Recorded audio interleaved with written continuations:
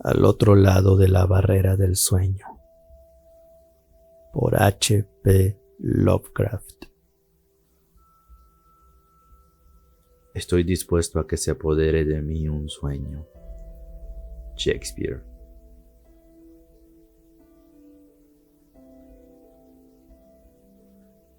Me he preguntado con frecuencia si la mayoría de la humanidad se detiene alguna vez a reflexionar sobre la inmensa importancia que de vez en cuando tienen los sueños y el oscuro mundo al que pertenecen.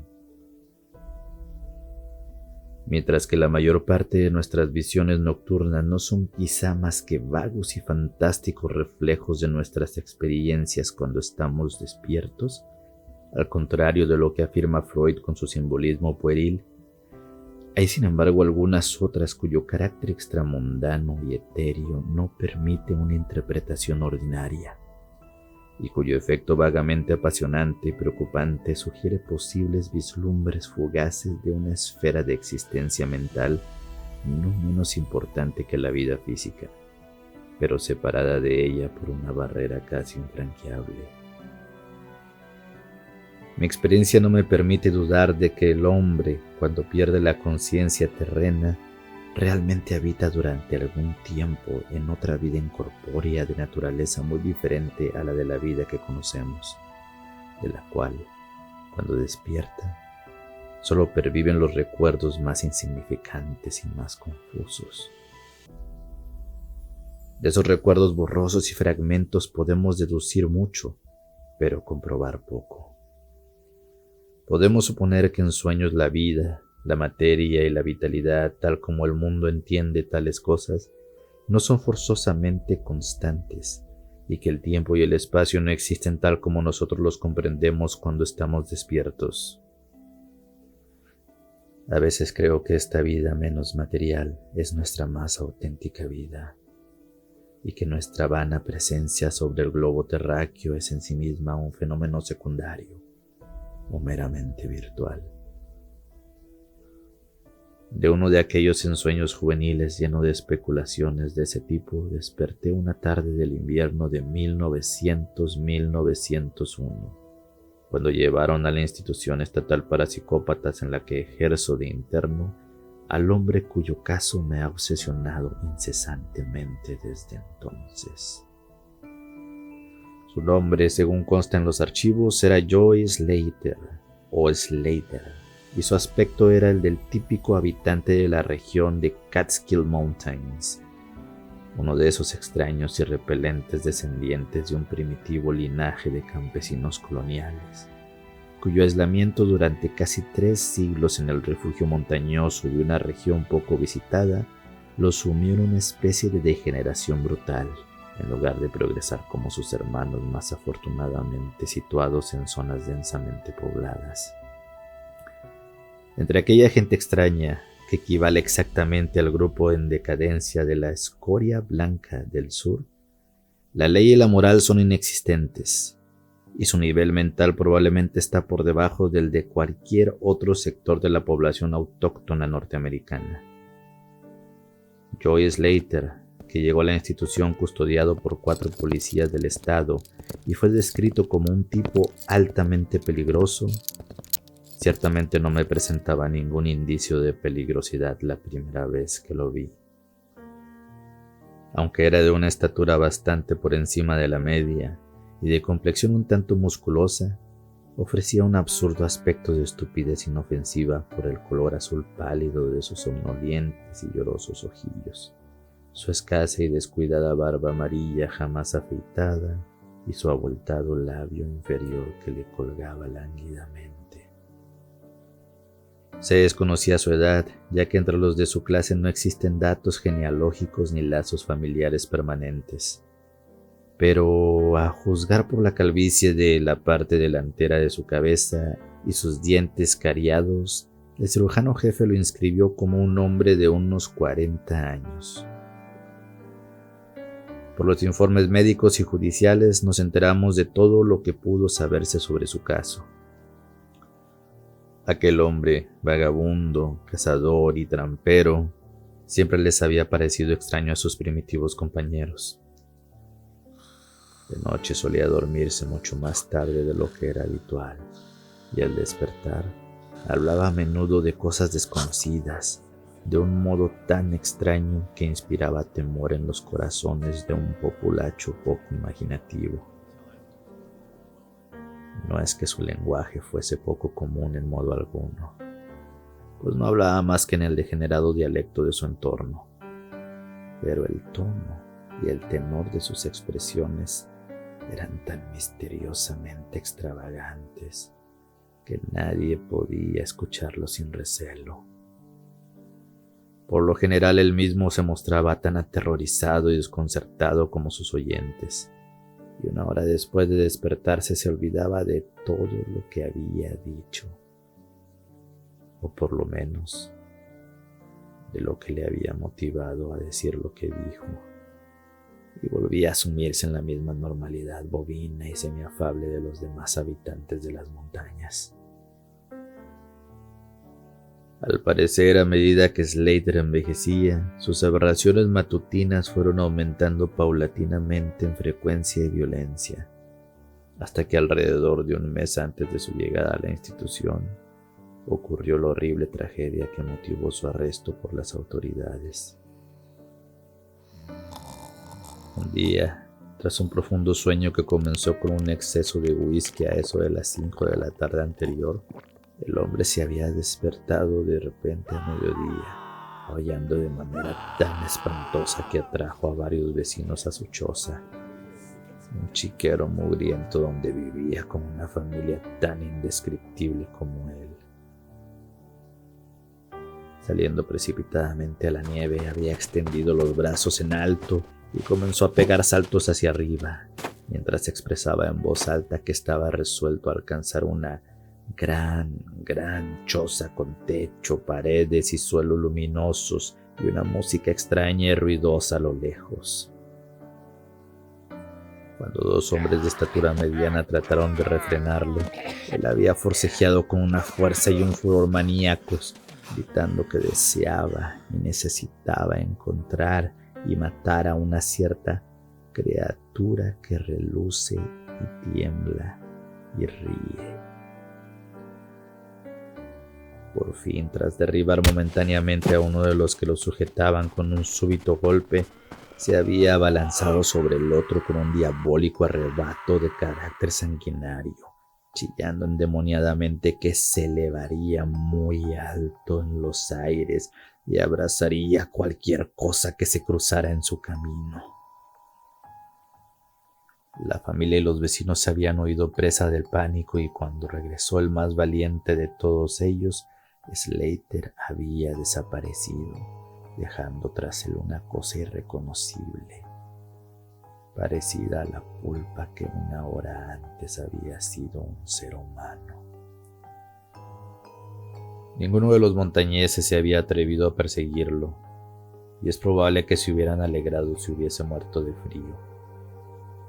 Pero cuando varios días más tarde oyeron sus gritos en un barranco lejano, comprendieron que de algún modo se las había arreglado para sobrevivir, y que de una manera u otra habría que liquidarlo. Por consiguiente, le había seguido una patrulla armada que, no importa cuál fuese su objetivo al principio, se convirtió en un pelotón del sheriff, una vez que uno de los escasamente populares policías montados del estado hubiera visto por casualidad a los perseguidores, luego interrogado y finalmente se hubiera unido a ellos. Al tercer día, Slater fue encontrado inconsciente en el hueco de un árbol y llevado a la cárcel más cercana, donde alienistas de Albany lo reconocieron en cuanto recobró el sentido. Les contó una sencilla historia. Una tarde, dijo, se había dormido al ponerse el sol después de haber bebido mucho. Al despertar se encontraba de pie en la nieve delante de su choza, con las manos ensangrentadas y a sus pies el cadáver mutilado de su vecino Peter Slater. Horrorizado, se había dirigido hacia el bosque en un vago intento de huir del escenario del que seguramente había sido su crimen. Fuera de eso no parecía saber nada más, ni tampoco el experto interrogatorio a que fue sometido fue capaz de descubrir un solo dato más. Aquella noche Slater durmió tranquilamente y a la mañana siguiente despertó sin ninguna característica especial, salvo cierto cambio en su expresión. El doctor Barnard, que había estado observando al paciente, creyó advertir un cierto brillo peculiar en sus ojos azul pálido y una tirantez casi imperceptible en sus flácidos labios, como si tuviera una determinación inteligente. Pero cuando fue interrogado, Slater volvió a sumirse en la habitual apatía del montañés y solo repetía lo que había dicho el día anterior. Al tercer día por la mañana tuvo lugar el primero de los ataques mentales de aquel hombre. Tras dar algunas muestras de desasosiego mientras dormía, de repente estalló en un frenesí tan exacerbado que fueron necesarios los esfuerzos combinados de 4 hombres para ponerle una camisa de fuerza.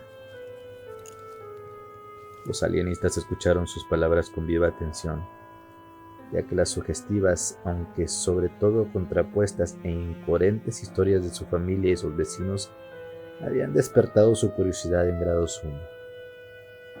Slater desvarió durante más de 15 minutos, farfullando en su rústico dialecto acerca de espléndidas estructuras luminosas, la mar de espacio, música extraña y montañas y valles sombríos. Pero más que nada hizo hincapié en cierta entidad misteriosa y resplandeciente, que temblaba y se reía y se burlaba de él. Esa enorme y vaga figura parecía haberle causado un daño terrible, y su máximo deseo era matarla para vengarse clamorosamente. Para conseguirlo, decía, se elevaría a través de abismos de desolación, calcinando cualquier obstáculo que se pusiera en su camino. Así discurría su discurso hasta que inesperadamente cesó. El ardor de la locura desapareció de sus ojos y miró con torpe asombro a sus interrogadores y les preguntó por qué estaba atado. El doctor Barnard desabrochó las correas de cuero y no volvió a ponerle la camisa de fuerza hasta la noche, en que logró persuadir a Slater para que lo hiciera voluntariamente por su propio bien. Para entonces había admitido que a veces hablaba de un modo extraño, aunque no sabía por qué. Antes de terminar la semana tuvo 2 ataques más, pero los médicos no sacaron nada en limpio de ellos. Especularon con detenimiento acerca del origen de las visiones de Slater, pues dado que no sabía leer ni escribir y al parecer nunca había oído ni una sola leyenda ni un cuento de hadas, su espléndida imaginación era bastante inexplicable. Que no procedía de ninguna ficción o mito conocido lo daba a entender sobre todo el hecho de que el desgraciado lunático se expresara con su habitual simpleza. Desvariaba sobre cosas que no entendía ni podía explicar, cosas que pretendía haber experimentado, pero que no podía saber por ningún relato normal o coherente. Los alienistas estuvieron pronto de acuerdo en que la explicación del problema eran unos sueños anormales. Unos sueños tan intensos que durante algún tiempo después de despertarse podían dominar por completo la mente de aquel hombre básicamente inferior. En la debida forma, Slater fue juzgado por asesinato, absuelto por motivos de locura e internado en la institución en donde yo desempeñaba un cargo tan humilde. He dicho que suelo especular constantemente sobre el mundo de los sueños, y podrán comprender por tanto el ansia con que me dediqué a estudiar al nuevo paciente en cuanto hube comprobado enteramente los detalles de su caso. Él pareció percibir en mí cierta simpatía, por efecto sin duda del interés que no me era posible ocultar, y del modo amable con que lo interrogaba. No es que llegara a reconocerme durante sus ataques, aunque yo estaba pendiente ansiosamente de sus caóticas, aunque cósmicas descripciones gráficas. Pero me reconocía en sus periodos de calma, cuando sentado junto a los barrotes de su ventana trenzaba cestos de paja y sauce, suspirando tal vez por la libertad de las montañas, que nunca podría disfrutar de nuevo. Su familia jamás fue a visitarlo, seguramente porque había encontrado otro jefe provisional, como es costumbre en aquella gente en decadencia de las montañas. Poco a poco, comencé a sentir una irresistible admiración por las fantásticas locuras que Joy Slater se imaginaba. Lamentablemente aquel hombre era inferior tanto en mentalidad como en su forma de hablar. Pero sus brillantes y colosales visiones, aunque descritas en una jerga llena de barbarismos e inconexa, eran sin duda cosa que solo un cerebro superior o incluso excepcional podría concebir. ¿Cómo era posible, me preguntaba a menudo, que la estólida imaginación de un degenerado de Catskill evocara visiones cuya mera tenencia indicaba una latente chispa de genio?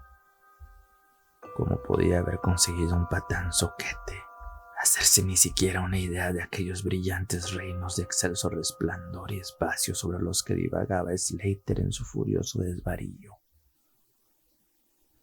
Me inclinaba cada vez más a creer que en el lastimoso personaje que se arrastraba ante mí yacía el núcleo perturbado de algo que no alcanzaba a comprender, algo infinitamente más allá de la comprensión de mis colegas de la medicina y la ciencia, más expertos, aunque menos imaginativos que yo.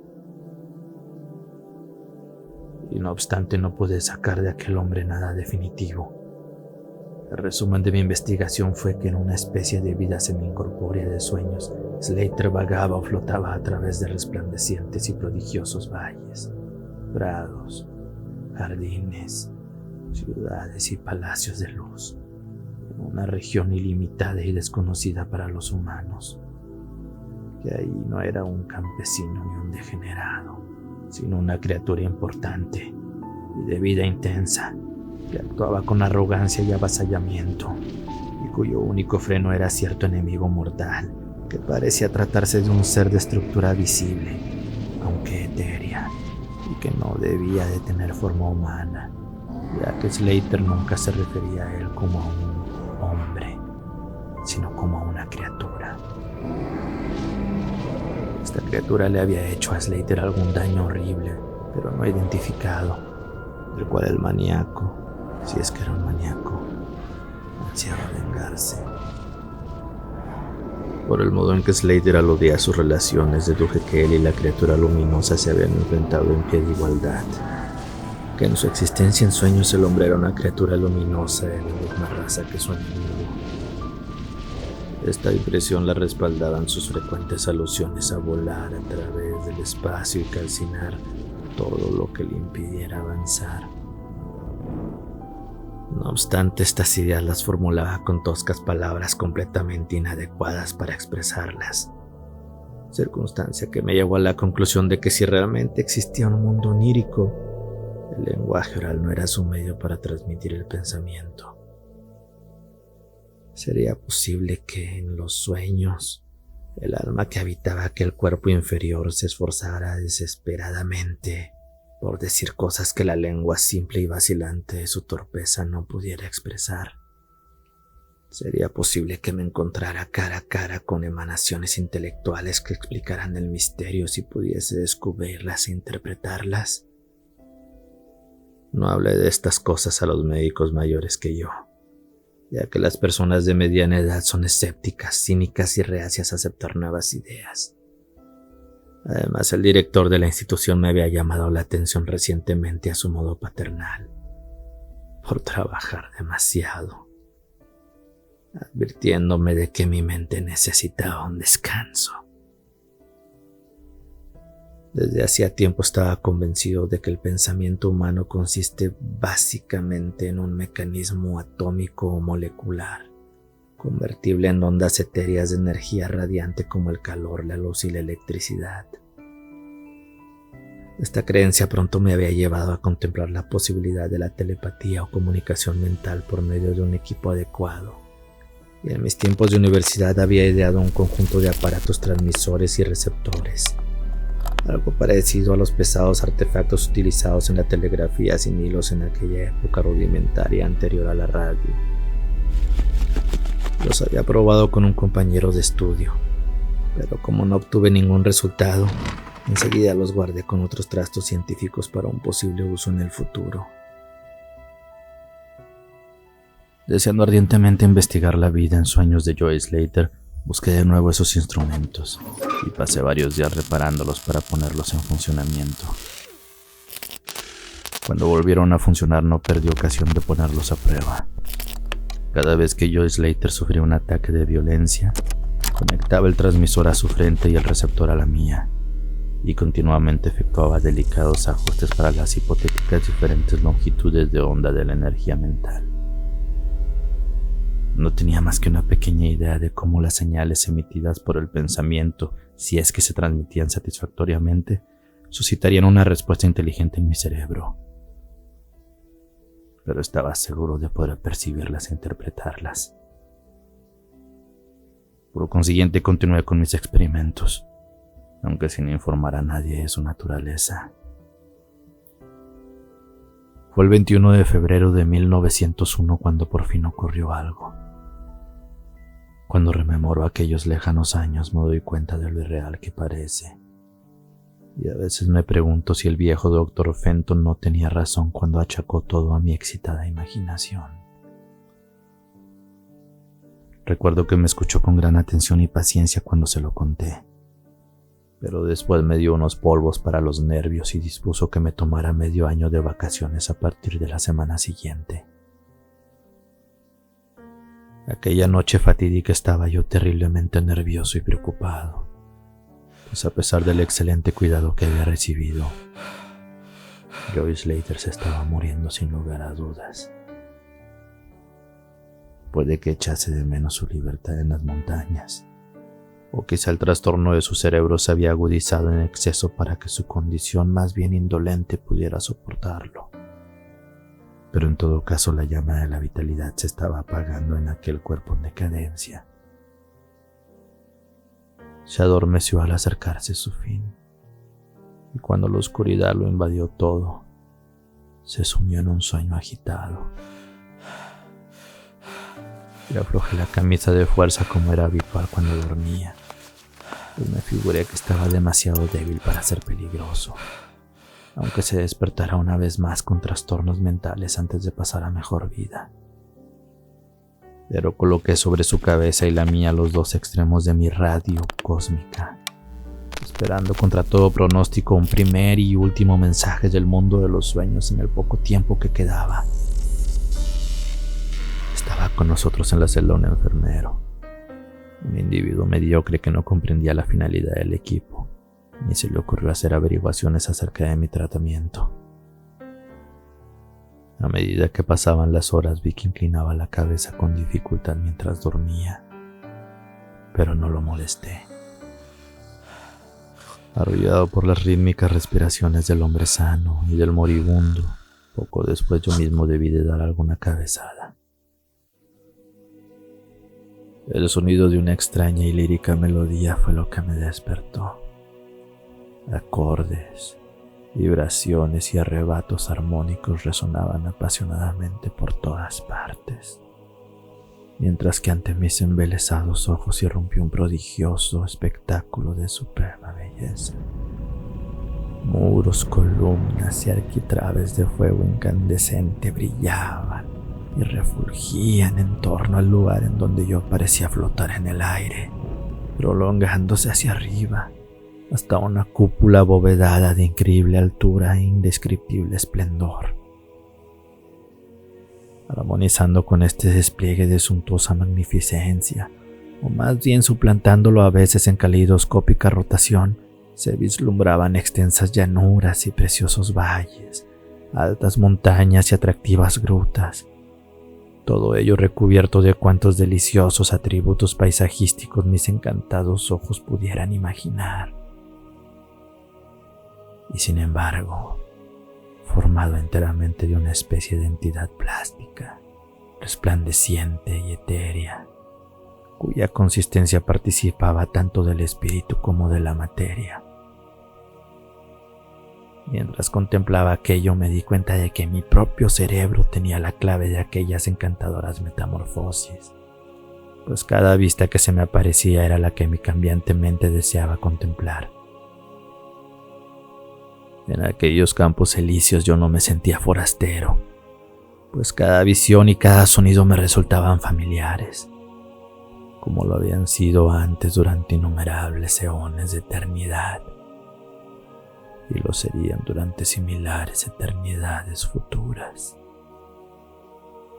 Entonces el aura resplandeciente de mi hermano de luz se acercó y sostuvo un coloquio conmigo, de un alma a otra, con un silencioso y perfecto intercambio de pensamientos. El momento triunfal era inminente, pues no iba a escaparse por fin mi semejante de una degradante esclavitud periódica. No iba a escaparse para siempre y se disponía a seguir al odioso opresor hasta los supremos campos etéreos, para una vez en ellos poder llevar a cabo una furibunda venganza cósmica que estremecería las estrellas. De modo que flotamos durante algún tiempo, hasta que percibí que los objetos que nos rodeaban se difuminaban ligeramente y se desvanecían, como si alguna fuerza me llamara a la tierra, a donde yo menos deseaba ir. La figura cercana a mí pareció experimentar también un cambio, pues poco a poco fue concluyendo su discurso y se dispuso a abandonar el lugar, desapareciendo de mi vista algo menos rápidamente que los demás objetos. Intercambiamos unos cuantos pensamientos más y comprendí que el ente luminoso y yo íbamos a volver al cautiverio, aunque para mi hermano de luz sería la última vez. Casi gastada su lamentable apariencia planetaria, en menos de una hora mi compañero sería libre de perseguir al opresor por la Vía Láctea y más allá de las estrellas cercanas, hasta los mismos confines de la infinidad.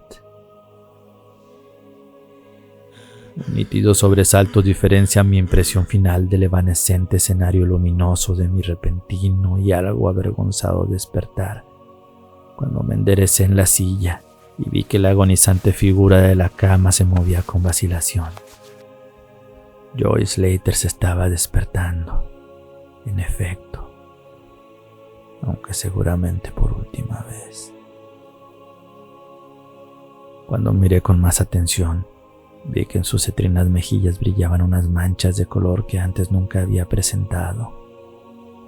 También sus labios parecían fuera de lo normal, firmemente apretados, como por la fuerza de un carácter más enérgico que el suyo. Finalmente todo su rostro empezó a ponerse en tensión y volvió la cabeza nerviosamente con los ojos cerrados. No desperté al enfermero dormido, sino que ajusté de nuevo los cascos ligeramente desbaratados de mi radio telepática, resuelto a captar cualquier mensaje de despedida que el soñador pudiera haber enviado. De repente volvió la cabeza bruscamente hacia mí y abrió los ojos, haciendo que me quedara mirándolo perplejo por lo que veía. El hombre que había sido Joy Slater, el decadente palurdo de Catskill, me miraba fijamente con un par de ojos luminosos y dilatados cuyo color azul parecía haberse intensificado sutilmente.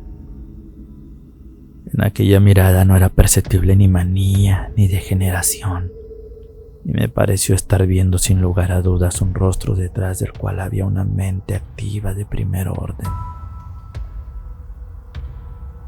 En esa coyuntura mi cerebro se dio perfecta cuenta de que una continua influencia externa actuaba sobre él.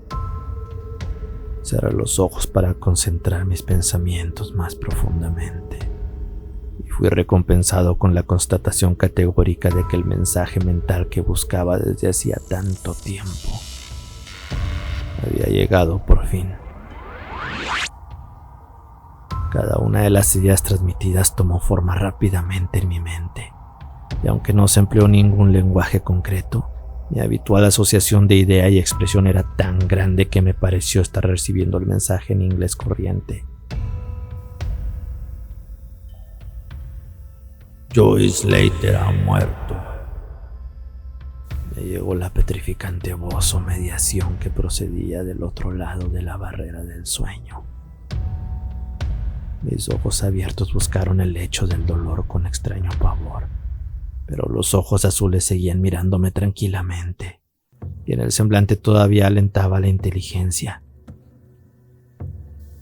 Está mejor muerto, pues era incapaz de soportar el intelecto activo de una entidad cósmica. Su vulgar cuerpo no podía aguantar los ajustes necesarios entre la vida etérea y la vida planetaria. Tenía demasiado de animal y muy poco de hombre. Sin embargo, si has llegado a descubrirme, ha sido gracias a su deficiencia, pues las almas cósmicas y planetarias nunca deberían verse directamente. Ha sido mi tormento y mi prisión diurna durante 42 años terrestres. Yo soy una entidad como aquella en la que tú te conviertes mientras duermes tranquilamente. Soy tu hermano de luz y he flotado contigo por los valles refulgentes. No me está permitido hablarle a tu yo despierto de tu yo verdadero, pero todos deambulamos por los vastos espacios y viajamos en muchas épocas distintas. El año que viene puedo estar viviendo en el enigmático Egipto que vosotros llamáis antiguo, o en el cruel imperio de Tsang-Chan, que tiene que venir de aquí a 3000 años. Tú y yo hemos sido arrastrados a los mundos que giran en torno a la roja Arturo, y hemos vivido en los cuerpos de los filósofos insectos que se deslizan arrogantemente sobre la cuarta luna de Júpiter. Qué poco sabe el yo terrestre de la vida y su importancia. Qué poco debe saber, en efecto, para su propia tranquilidad. Del opresor no puedo hablar. Vosotros que sois de la tierra habéis notado su lejana presencia sin daros cuenta. Vosotros que sin saberlo disteis tontamente el nombre de Alcor, la estrella del demonio, a su baliza intermitente. Es para enfrentarme y vencer al opresor por lo que me he esforzado en vano durante eones, frenado por impedimentos corporales. Esta noche soy como una némesis que lleva a cabo una justa y enardecida venganza cataclísmica. Obsérvame en el cielo muy cerca de la estrella del demonio. No puedo hablar más, pues el cuerpo de Joy Slater se está poniendo frío y rígido, y su tosco cerebro ha dejado de vibrar como yo deseo. Ha sido mi amigo en el cosmos. Ha sido mi único amigo en este planeta. La única alma que me ha percibido y me ha buscado dentro del repelente cuerpo que yace en este lecho. Volveremos a encontrarnos, tal vez en las radiantes brumas de la espada de Orión, o en una desolada meseta del Asia prehistórica. Tal vez esta noche en sueños olvidados, o en alguna otra forma de aquí a un eón, cuando el sistema solar haya sido suprimido. Al llegar a este punto, las ondas del pensamiento cesaron súbitamente, y los pálidos ojos del soñador, o debo decir hombre muerto, comenzaron a ponerse vidriosos como los de un pez. Medio atónito pasé al otro lado de la cama y le tomé la muñeca, pero la encontré fría, rígida y sin pulso. Sus cetrinas mejillas volvían a estar pálidas y sus abultados labios se abrieron de pronto, revelando los colmillos repulsivamente podridos del degenerado Joy Slater. Me estremecí, cubrí su espantoso rostro con una manta y desperté al enfermero. Luego abandoné la celda y me fui en silencio a mi habitación. Sentía un apremiante e inexplicable deseo de soñar cosas que no debía recordar. El clímax. ¿Qué relato verdaderamente científico puede jactarse de semejante efecto retórico? Me he limitado a exponer ciertas cosas que me parecen hechos reales, dejando que ustedes los interpreten como quieran. Como yo he admitido, mi superior, el viejo Dr. Fenton, niega que todo lo que he contado sea real. Jura que yo había perdido el control debido al agotamiento nervioso y que me hacían mucha falta esas largas vacaciones sin suspensión de sueldo que tan generosamente me concedió. Me asegura por su honor profesional que Joy Slater no era más que un paranoico que no revestía gravedad, cuyas fantásticas ideas debían de provenir de los rudimentarios cuentos populares hereditarios que circulan incluso en las comunidades más decadentes. Todo eso me dice. Sin embargo, no puedo olvidar lo que vi en el cielo la noche siguiente a la muerte de Slater. Para que no crean que soy un testigo parcial, incluyo este terminante testimonio de otra fuente, que quizá proporcione el clímax que esperaban. Citaré literalmente el siguiente informe sobre la estrella nova de Perseo, extraído de las páginas del profesor Garrett P. Service, esa eminente autoridad en astronomía. El 22 de febrero de 1901, el Dr. Anderson, de Edimburgo, descubrió una nueva estrella maravillosa, muy cerca de Algol. Antes nunca se había visto una estrella en aquella posición. En menos de 24 horas el desconocido astro se había vuelto tan brillante que eclipsó a Cabra. Al cabo de 1 o 2 semanas su brillo había disminuido visiblemente, y en el transcurso de unos meses apenas se percibía a simple vista.